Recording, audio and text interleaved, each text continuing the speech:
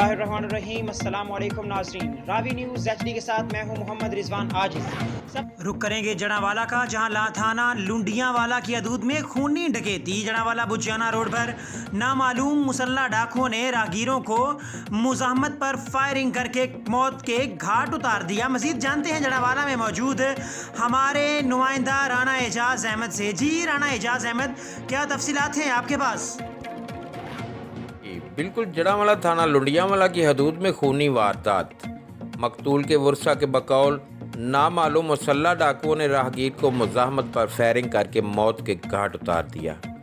चक number 562 गाहबे का रिहायशी अजीज़ुर रहमान वल्द मोहम्मद हुसैन कौम राजपूत गाँव से शहर की तरफ आ रहा था कि नामालूम मुसल्ला डाकुओं ने जड़ावाला बुचियाना रोड बेड़ी मोड़ के करीब रोका। डकैती के दौरान मुज़ाहमत पर डाकुओं ने फायरिंग करके अजीज़ नामी शख्स को कत्ल कर दिया।